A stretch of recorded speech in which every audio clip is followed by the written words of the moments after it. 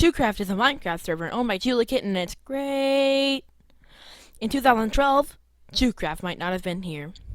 In late 2013, it was here, and people could play on it, and some people played on it.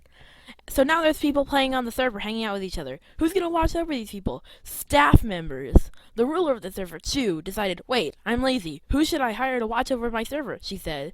I know, I'll hire a staff member. And she hired the most lazy people to do her job.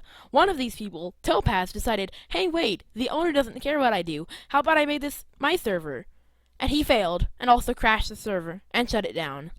So now, there isn't a server. What will we do now? Remember the server owner? She still doesn't care, and basically decided to start another server the same day, where everything is basically the same except she didn't hire that Topaz dude. And then she meet this person named Mr. ChewCrafter. Side note, this person started his own server in late 2014. He called it Mr. Joe Does Stuff. This new ChewCraft actually lasted until Chew couldn't pay for it because she was poor. It went for 1 year and died. Fear not, as she joins Mr. Joe Does Stuff as a co-owner. Fear not, though, she hasn't taken it over. Yet. Chew actually leaves her comfort zone and actually makes a friend. Surprising, right? His name being Riley. No, they don't get together, but that would make a good fanfiction. Chew, being the co-owner she is, makes Riley staff on Mr. Joe Does Stuff as a head admin. Almost immediately after this, Riley becomes a co-owner. After many arguments between this not-so-fabulous trio, Mr. Joe Does Stuff dies, finally, but becomes a network known as the Chaos Network. Who comes up with these horrible names? Like, geez, I do. And Chew actually owns the server this time and makes Mr. ChewCrafter and Riley to become co-owners. A guy named Bronco HG tries to overthrow the Chaos Network with help from friends, including Riley, but fails and is also banned. Then Mr. ChewCrafter tries to get more power, but fails, and loses power. Bungee cord sucks, says Riley. This sucks. And without any outside help, he makes his own server known as RileyCraft. Creative name, I know. And the whole network broke into pieces. Riley, being the nice person he is, decides to make Chew a developer on his server. Chew leaves Chaos Network probably because of the name, and Chaos Network disbands because of this, and also not having any servers.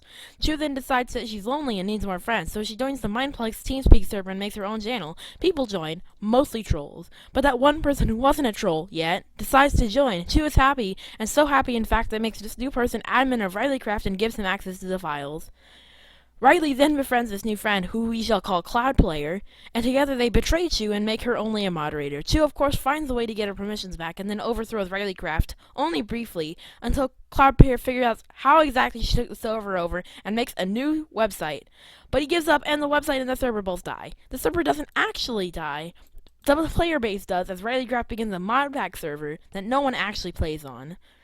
Somewhere during this time, Chew has her own Skyblock server. She decides to explore her many Skype contacts and find someone who is willing to collaborate with servers, and find someone. They decide to, extremely briefly, as in minutes, to combine their servers. This dude, who is known as Brandon, decides not to collaborate after all, and disconnects the network and bans her from his server. She decides to collaborate with someone else, but that's later.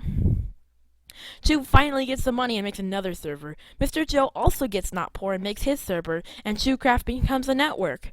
Not learning anything about trust or collaboration from the previous experiences, Chew befriends literally a random person she has never met to collaborate and make a server network with, his name being Boost Toxic. Seriously, these are the worst names ever. He lets Chew keep the server name, but don't get me confused, Boost Toxic is the real owner. He decides to overthrow the server, and failed, and probably died. Mr. Joe's server dies, and ChewCraft is now not a network.